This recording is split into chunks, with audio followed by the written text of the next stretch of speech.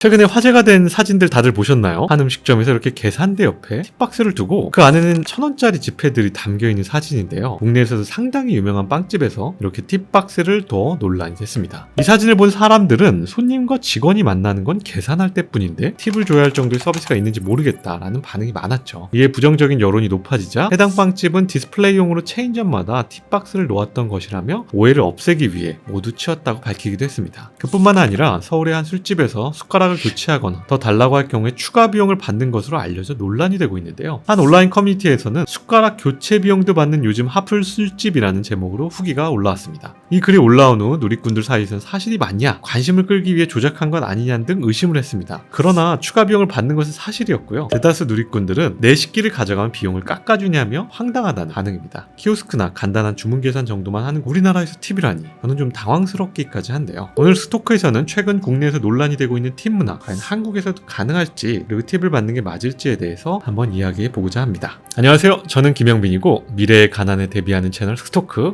지금 시작합니다.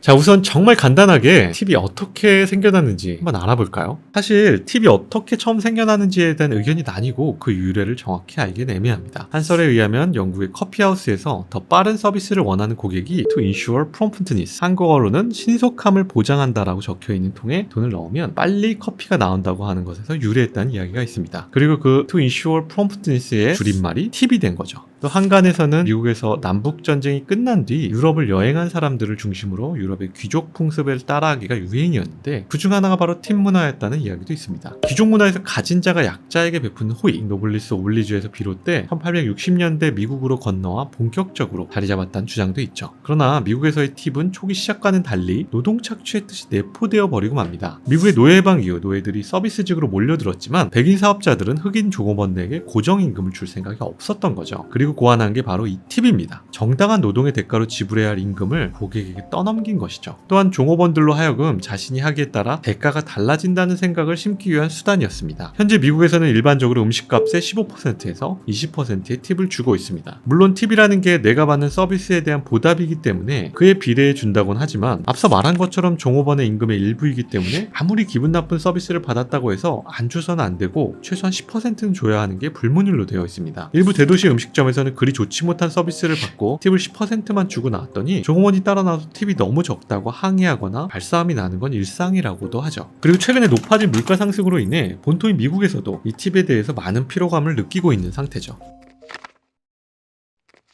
그런데 최근 한국도 미국처럼 팁, 봉사료를 요구하는 곳들이 속속들이 등장하고 있어서 논란이 되고 있는 겁니다. 논란은 최근 택시 호출 플랫폼 카카오티에 팁을 줄 수 있는 기능을 시범 도입한 게 시작이었습니다. 택시를 이용한 뒤 기사에게 최고점인 별점 5점을 준 경우에 팁 결제창이 뜨고 승객은 팁 가격을 선택할 수 있는 시스템을 도입했죠. 카카오 측의 팁 지불 여부는 어디까지나 승객의 자율적인 선택사항이고 자사가 수취하는 수수료도 일절 없다고 설명했고 물론 지급 안함도 선택 가능하다며 해명했죠. 그러면서도 다른 나라에 비해 아직 택시 요금이 낮은 편이라면서 팁 기능을 설명했습니다. 그럼에도 소비자 반응은 차가웠죠. 소비자 데이터 플랫폼 오픈 서베이가 택시 호출 플랫폼의 팁 기능에 대한 인식을 조사한 결과 71%가 도입에 반대한다고 답했습니다. 소비자 입장에서는 택시 요금이 비싸다고 생각하는데 팁까지 요구하는 모습에 반발심이 생기는 거죠. 카카오 모빌리티에 따르면 팁 도입 이후 약 열흘간의 데이터를 살펴본 결과 하루 평균 1,900명의 정도가 기사님들에게 팁을 드렸는데요. 전체 이용자의 1%도 채 되지 않는 규모입니다. 기사님의 고품질의 서비스를 제공했을 때 팁을 받는 경험을 통해 선순환 구조를 만들어 서비스 품질도 향상될 것이라고 도입 취지를 밝혔지만 소비자들은 택시비 인상으로 고착화되지 않을까 염려하고 있습니다. 이후 곳곳에서 팁을 요구받았다는 목격담이 온라인에 이어지고 있습니다. 서울의 한 카페에서 열심히 일하는 직원에게 팁 어떠신가요? 라며 5%, 7%, 10% 버튼이 있는 태블릿을 보여줬다는 사례도 있고요. 경기도의 한 주유소에선 이른바 신속 주유 서비스라며 기름값과는 별개로 2,000원을 받아 논란이 일기도 했습니다. 또한 인터넷 커뮤니티에서는 팁 문화 들여오려고 시도라는 제목의 글과 사진 한 장이 올라와 화제가 되기도 했는데요. 사진 속 팻말에는 식사 손님 제외 서빙 직원이 친절히 응대해드렸다면 테이블당 5,000원 정도의 팁을 부탁드리겠습니다. 주시고 안 주시고는 손님분들의 선택이며 의무사항이 아닙니다. 라는 글이 쓰여 있는데요. 이에 덤이라는 우리나라의 좋은 전통은 버리고 팁이라는 문화를 들여한다는 누리꾼들의 불만 섞인 반응을 볼 수 있었습니다.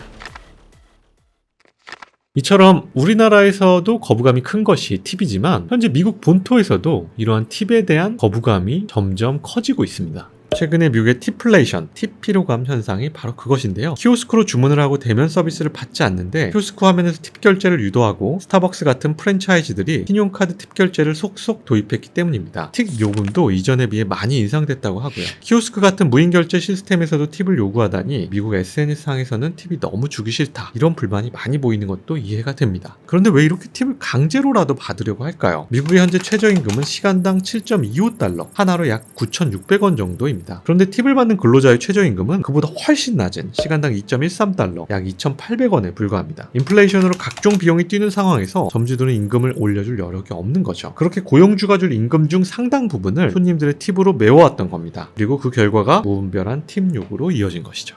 자, 그럼 미국은 그렇다 치고 한국은 도대체 왜 이러한 팁에 대한 요구가 늘어나고 있는 걸까요? 사업자들은 인건비와 유지비 등 여러 부분의 보탬 및 해소 등을 위해서라고 답하고 있습니다. 제품의 가격을 올리기엔 또 주변 시세 등 경쟁 과정에 불이익이 생길 수 있고 매장 등에 찾아와 과도한 친절이나 보상을 요구하는 고객의 요구를 맞추기 위함이라고 설명하죠. 즉 미국과 비슷하게 인플레이션으로 인한 여러 비용 상승을 팁이라는 명목하에 메꾸려고 하는 겁니다. 자, 그럼에도 불구하고 한국에서는 팁이 도입되기가 현실적으로는 어렵습니다. 그 이유는 우리나라에서는 식당이나 카페 점원의 친절이나 보상을 이유로 팁을 요구하면 불법이기 때문인데요. 식품위생법 제57조 7항에 따라 우리나라 식당 가격표는 팁이나 지원 같은 봉사료를 포함한 최종 가격을 표기해야 하기 때문입니다. 또한 이는 탈세를 막기 위함도 있습니다. 현금이나 다른 방식으로 음식 가격이나 해당 제품의 추가적인 재물 획득으로 세금을 회피하려는 목적을 막기 위함이기도 합니다. 따라서 팁을 점주나 점원이 직접 요구하는 경우 식품위생법 처벌을 받을 수 있습니다. 그러나 몇몇 전문가들은 음식점의 팁 요구 행위가 강제성, 의무성을 띠지 않는다면 원칙적으로는 불법으로 보기 어렵다는 입장입니다. 그러다 보니 마치 점주들이 요구는 하지 않지만 소비자들의 감사의 표시로 팁을 요구하는 현상들이 지금 발생하고 있는 거죠. 그럼에도 소비자들에게는 몇몇 독점적인 플랫폼 기업들이 강제적으로 팁 서비스를 넣거나 팁을 요구하는 것에 반발감이 들 수밖에 없는 건 사실인 듯합니다. 이러한 현상에 대해서 제 개인적인 의견을 한번 말해본다면 저는 이런 팁 문화 도입에 대해서는 반대하는 입장입니다. 종업원은 서비스라는 노동을 제공하고 그 대가로 임금이라는 보수를 이미 받습니다. 팁은 극히 한정된 상황에서 소비자의 자발적인 호의에 그쳐야 한다고 생각해요. 소비자의 팁으로 근로자의 임금을 충당해서는 안 될 일인 거죠. 이러한 팁 문화의 도입을 저는 소비자, 근로자 모두에게 바람직한 일이 아니라고 생각합니다. 택시회사 역시도 고객으로부터 팁을 받을 만큼 친절한 기사님이 있다면 그 보상을 고객에게 미루면 안 될 일인 거죠. 기사님은 더 많은 돈을 벌어주는 고마운 직원인데 당연히 보상은 고용주가 벌어들인 돈에서 나눠 하는 게 맞지 않을까요? 그리고 앞으로 이러한 팁 문화가 아닌 노동에 대한 정당한 대가를 지불하는 사회가 되길 바라면서 오늘의 스토크 영상을 마치겠습니다. 오늘도 스토크를 시청해주셔서 감사합니다. 오늘 영상이 좋았다면 구독과 좋아요, 알림 설정까지 부탁드리고요. 다음에도 더 좋은 경제 이야기로 찾아뵙겠습니다. 감사합니다.